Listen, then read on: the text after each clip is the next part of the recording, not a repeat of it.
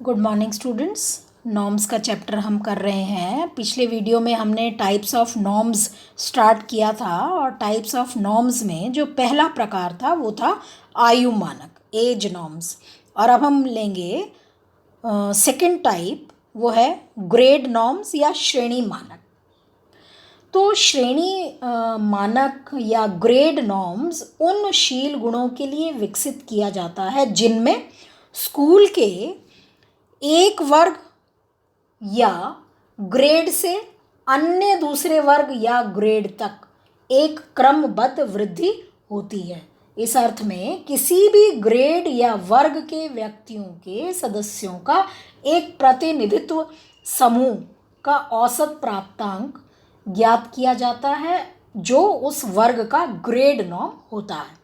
यानी grade norms तैयार करने के लिए प्रत्येक वर्ग से एक प्रतिनिधित्व सैंपल तैयार कर लिया जाता है। इसके बाद उन पर परीक्षण को प्रशासित किया जाता है और फिर प्रत्येक वर्ग के लिए सैंपल से आए हुए प्राप्तांकों के आधार पर एवरेज स्कोर ज्ञात किया जाता है। और ये जो एवरेज स्कोर है वो प्रत्येक वर्ग का ग्रेड नॉर्म कहलाता है। यहाँ वर्ग से हम समझें तो जैसे क्लास 6, 7, 8, 9 अलग अलग वर्ग या अलग अलग क्लासेस। तो इस तरह से हम ग्रेड नॉर्म तैयार करते हैं। यानी अलग अलग क्लासेस का हमने एक प्रतिनिधित्व सैंपल हमने लिया और उनका जो उन पर कोई हमने परीक्षण प्रशासित किया और जो स्कोर्स आए उनका हमने एवरेज निकाला। तो इस तरह से प्रत्येक वर्ग का हम अलग अलग से ग्रेड नॉर्म निकालते हैं। और एक ग्रेड से दूसरे ग्रेड के औसत प्राप्तांकों के बीच के प्राप्तांकों के लिए अंक गणितीय अंतर्गणना के आधार पर ये ग्रेड नॉर्म्स तैयार किए जाते हैं। जैसे मान लीजिए कोई शोध करता है, वो क्लास 1 से लेकर क्लास 4 तक के छात्रों का स्पेलिंग टेस्ट तैयार वो करता है, जिसका वो ग्रेड नॉर्म तैयार करना चाहता है। तो प्रत्येक क्लास से वो क्या करेगा, 200 छात्रों का एक प्रतिनिधित्व सैंपल लेगा और वो अलग अलग स्कूलों से उनका चयन करेगा और इस तरह से चुने गए सैंपल पर वह स्पेलिंग टेस्ट को प्रशासित करेगा, उसको एडमिनिस्टर करेगा और फिर प्रत्येक कक्षा के लिए वो सैंपल द्वारा प्राप्त अंकों का एक औसत अलग अलग से ज्ञात करेगा। और ये जो औसत है वो ग्रेड नॉर्म्स का एक एग्जाम्पल है। तो एक ग्रेड से दूसरे ग्रेड के औसत प्राप्तांकों के बीच के लिए फिर अलग से अंक गणितीय अंतर्गणना के आधार पर ग्रेड नॉर्म्स तैयार किए जाते हैं। तो आयु मानक की जो समस्त विशेषताएं हैं वो ग्रेड मानकों में भी यानी श्रेणी मानकों में भी निहित हैं। केवल अंतर यही है कि जो रॉ स्कोर्स हैं, तो रॉ स्कोर्स का जो आयु मानकों का संदर्भ समूह था वो एज ग्रुप था और श्रेणी मानकों का जो संदर्भ समूह है वो है ग्रेड समूह, यानी अलग अलग क्लासेस, अलग अलग श्रेणी। तो इसमें एक परीक्षण को विद्यालय की विभिन्न कक्षाओं जैसे 7वीं, 8वीं, 9वीं या 10वीं के प्रतिनिधित्व समूह को देकर प्रत्येक श्रेणी के औसत अंकों में ज्ञात कर लिया जाता है। और इस प्रकार मानकों का प्रयोग हम अधिकांशतः विद्यालयों में करते हैं और इनकी विवेचना में हम श्रेणी का ध्यान रखते हैं। अचीवमेंट टेस्ट जो हैं, जो उपलब्धि परीक्षण हैं, उनमें अधिकांश रूप से ग्रेड नॉर्म्स ही निर्धारित किए जाते हैं। तो इस प्रकार ग्रेड नॉर्म्स प्रत्येक श्रेणी स्तर के औसत बालकों की परफॉर्मेंस से संबंधित होते हैं। यानी प्रत्येक अलग अलग क्लास के जो बालक हैं उनका जो एवरेज स्कोर है वो जो उनकी परफॉर्मेंस है उससे वो संबंधित होते हैं। तो अब हम बात करेंगे श्रेणी मानकों के प्रारूप यानी फॉर्म्स ऑफ ग्रेड नॉर्म्स, या ग्रेड नॉर्म्स के प्रारूप क्या है या कितने प्रकार के हैं। तो जो बुद्धि परीक्षण है, प्राय मानकों को हम लब्धि प्राप्तांकों के रूप में व्यक्त करते हैं। जो हमारा क्वोशिएंट है उसके रूप में हम इसको व्यक्त करते हैं। तो बुद्धि परीक्षणों में इन्हें हम बुद्धि लब्धि के नाम से जानते हैं। तो बच्चों, हमने फर्स्ट ईयर में पढ़ा हुआ है इंटेलिजेंस का चैप्टर, उसमें हमने आईक्यू भी पढ़ा था कि आईक्यू क्या होता है। तो बुद्धि लब्धि जो है वो बुद्धि परीक्षणों में हम इसको बुद्धि लब्धि के नाम से जानते हैं। और बुद्धि लब्धि का जो सूत्र है, जो आईक्यू का सूत्र है, वो है MA/CA into 100, यानी MA मीन्स मेंटल एज, मानसिक आयु, CA मीन्स क्रोनोलॉजिकल एज या वास्तविक आयु, और डेसिमल हटाने के लिए हम इसको 100 से मल्टीप्लाई करते हैं। तो इस तरह से हम IQ निकालते हैं। मान लीजिए एक 8 वर्ष का बालक है, किसी बुद्धि परीक्षण पर वह प्राप्तांक पाता है जो यानी 8 वर्ष का बालक किसी बुद्धि परीक्षण पर उसके उतने प्राप्तांक आते हैं जो 10 वर्ष का बालक पाता है, तो उसकी बुद्धि लब्धि 125 होगी। क्यों? क्योंकि उसकी मेंटल एज हो गई 10 वर्ष और उसकी शारीरिक आयु हो गई 8 वर्ष, यानी 8 वर्ष का बालक है और 10 वर्ष के बालक के समान उसके स्कोर आ रहे हैं, तो 8 वर्ष तो उसकी हो गई वास्तविक आयु और 10 वर्ष हो गई उसकी मानसिक आयु।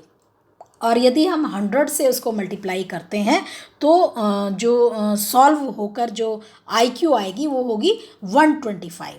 तो जो 100 IQ है उसको हम औसत IQ मानते हैं, यानी जो जिसकी IQ 100 है तो वो औसत बुद्धि का बालक है। और और जो हमने जो एग्जाम्पल में जो IQ निकाली इस बच्चे की, एक 8 वर्ष का बालक है और 10 वर्ष के बालक के समान वो स्कोर्स लेता है, तो उसकी जो IQ 125 है, यानी कि वो जो है उसकी IQ जो है वो उच्च स्तर की है।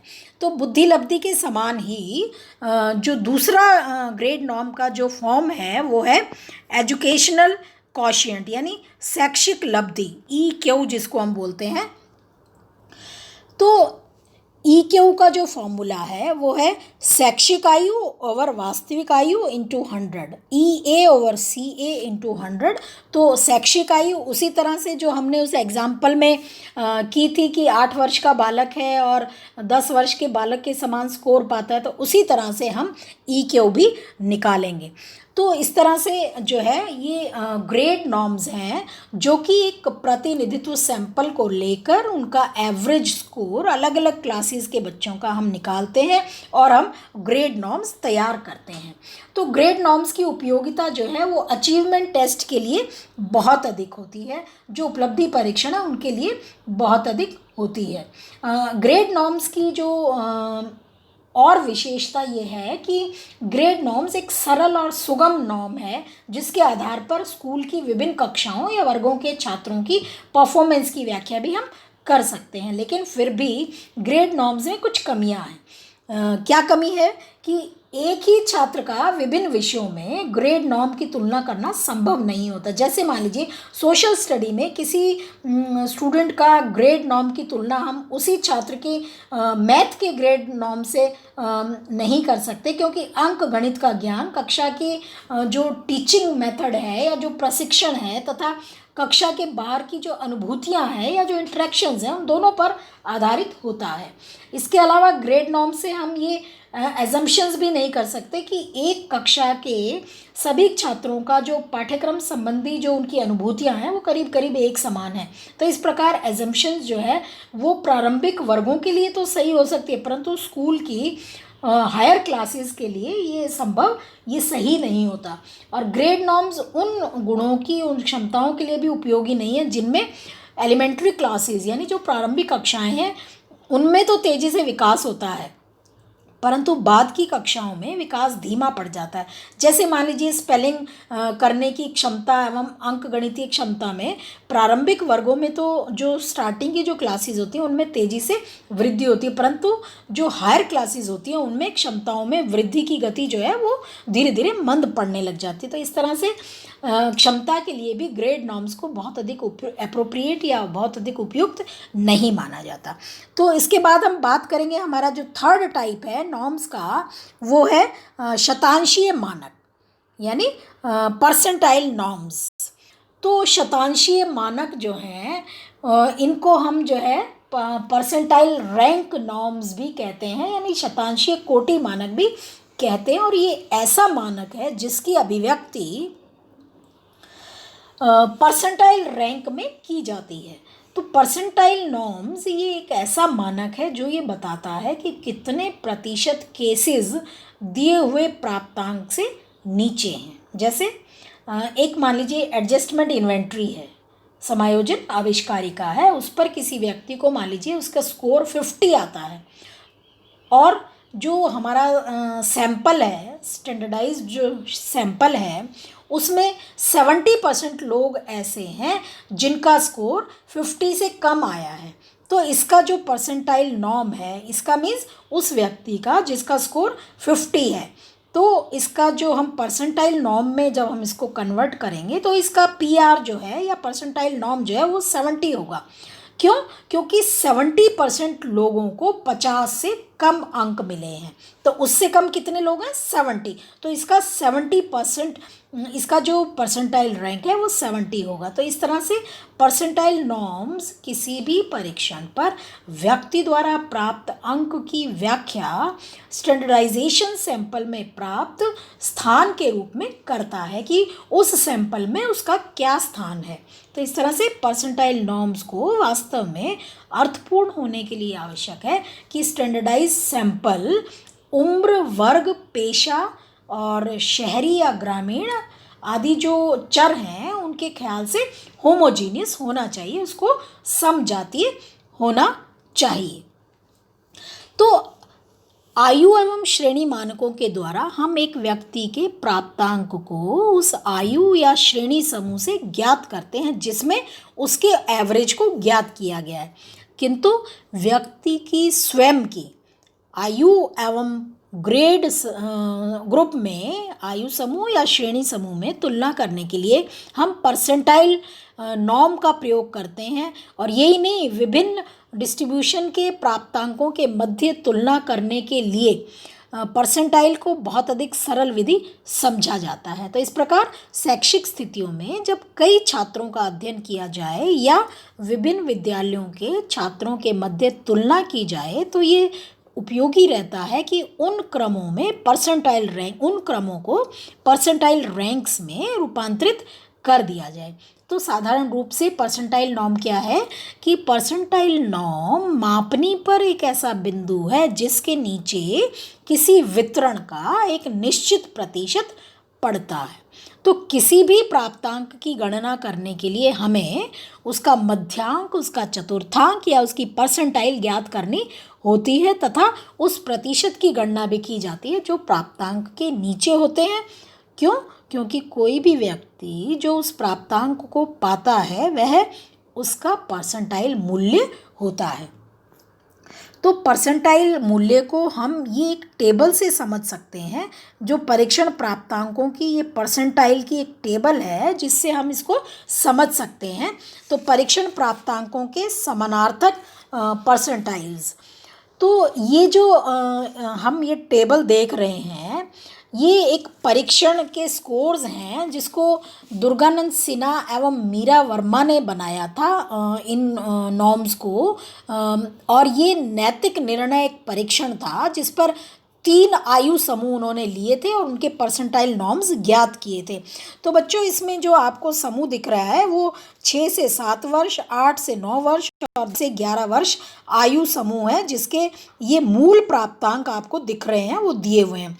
और इधर साइड में, लेफ्ट साइड में ये परसेंटाइल जिनको हम शतांशीय मानक बोलते हैं, ये P90, P95 है ना, P99, P80, P75, ये आपको परसेंटाइल्स होती हैं। क्योंकि परसेंटाइल जो है वो 100 लोगों में हमारी क्या स्थिति है, क्या पोजीशन है, उसको व्यक्त करती है। तो P99 तक ये परसेंटाइल्स होते हैं। और ये मूल प्राप्तांक हैं जो एज ग्रुप लिया है उन्होंने, वो है 6 से 7 वर्ष, 8 से 9 वर्ष और 10 से 11 वर्ष। और इधर इन्होंने इंटरप्रिटेशन की हुई है कि इस आयु के जैसे मान लीजिए 6 से 7 वर्ष का बालक है और वो किसी परीक्षण पर मान लीजिए 33.5 उसके अंक आते हैं, उसके स्कोर्स आते हैं, तो उसकी परसेंटाइल होगी P99। तो जब हम इसकी विवेचना करेंगे तो वो विवेचना क्या कहलाएगी? Very high ability of moral adjustment. यानी हमारा जो परीक्षण इन्होंने जो बनाया दुर्गानंद सिन्हा ने, वो नैतिक निर्णय परीक्षण है। तो नैतिक निर्णय उसमें कितना है, हाई है या कम है, तो ये हमें जो है इस टेबल से हम ज्ञात करते हैं, ये नॉर्म्स हम बनाते हैं। और कोई भी परीक्षण बनाते हैं तो वो परीक्षण हमेशा स्टैंडर्डाइज्ड होता है और उन स्टैंडर्डाइज्ड में हम उसकी रिलायबिलिटी, उसकी वैलिडिटी एंड नॉर्म्स को ज्ञात करते हैं। तो ये जो उपयुक्त जो ये परीक्षण है, जो परीक्षण का नाम है नैतिक निर्णय परीक्षण, उसके ये टेबल आप देख रहे हैं। तो इसमें हम देखते हैं कि जो 6 से 7 वर्ष का जो आयु समूह के बच्चों का जो एवरेज स्कोर है, वो एवरेज स्कोर आपको दिखेगा P25, एवरेज स्कोर है 10.50। 10.50 जो स्कोर है 6 से 7 बच्चों का, तो ये उनका मूल प्राप्तांक है। और मूल प्राप्तांक आपको इस टेबल में दिखेगा। 6 से 7 वर्ष के बच्चों की आप टेबल देखिए, इसमें आपको जो है वो मूल प्राप्तांक यहाँ पे दिखेगा। मैं आपको दिखा देती हूँ। ये आपको 10.50 जो है स्कोर है, और ये 6 से 7 वर्ष के बच्चे हैं, इनका रॉ स्कोर है। तो इनकी जो परसेंटाइल है बच्चों, वो होगी P25। ये आपको इधर दिख रही है परसेंटाइल P25। इसी तरह से 8 से 9 वर्ष के जो बच्चे हैं,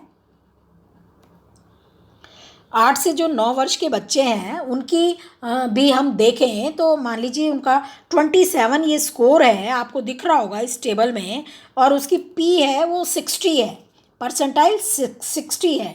तो इस तरह से उसका जो परसेंटाइल नॉर्म है वो 60 है, यानी कि उसकी 100 व्यक्तियों में 60 उसकी पोजीशन है। 60 लोग जो हैं उससे कम हैं, 60th उसकी परसेंटाइल है। इसी तरह से 10 से 11 वर्ष का आयु समूह है, उनके बच्चों का मान लीजिए 48 स्कोर है, तो उसकी परसेंटाइल होगी 95th परसेंटाइल, यानी उससे 95 बच्चे ऐसे हैं जो कि उससे कम स्कोर रखते हैं। तो इस तरह से हम इस टेबल से समझ सकते हैं कि किस तरह से जो है श्रेणी मानकों को निर्धारित किया, परसेंटाइल नॉर्म्स को ज्ञात किया जाता है, निकाला जाता है। उसके बाद हम ये कह सकते हैं कि ये जो परसेंटाइल नॉर्म्स हैं, इनका एक लाभ ये है कि ऐसे नॉर्म्स का निर्माण करना काफ़ी आसान होता है तथा उसे समझने में कोई कठिनाई नहीं होती, और इसके आधार पर प्राप्तांकों की व्याख्या हम सरल ढंग से कर सकते हैं। इतना ही नहीं, जो ये परसेंटाइल नॉर्म्स हैं, ये किसी भी तरह के परीक्षण के लिए उपयुक्त होते हैं। इन सारी विशेषताओं के बावजूद फिर भी परसेंटाइल नॉर्म्स की कुछ कमियां हैं। पहली कमी तो ये है कि ये जो परसेंटाइल नॉर्म्स हैं, या परसेंटाइल है या प्रतिशत है, इसमें समानता होने से लोगों के मन में कन्फ्यूज़न पैदा हो जाता है परसेंटाइल में और परसेंटेज में, जिससे लोग परसेंटाइल नॉर्म्स की कभी कभी सही अर्थ नहीं समझ पाते हैं।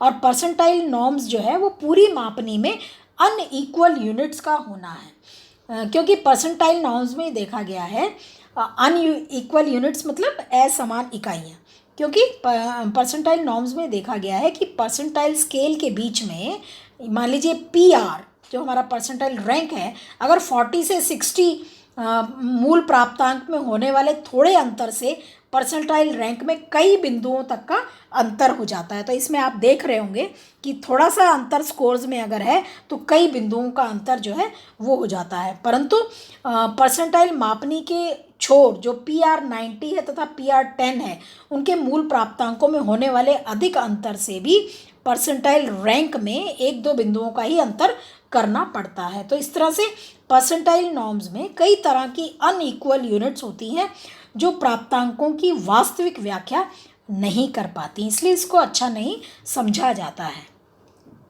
तो इस तरह से परसेंटाइल नॉर्म्स जिनकी हमने चर्चा की। तो आज इस वीडियो में हमने नॉर्म्स के टाइप्स ऑफ नॉर्म्स के हमने 2 टाइप पढ़े हैं। पहला है ग्रेड नॉर्म्स और दूसरा है परसेंटाइल नॉर्म्स। बाकी जो इसके टाइप्स हैं वो हम नेक्स्ट वीडियो में करेंगे। Thank you.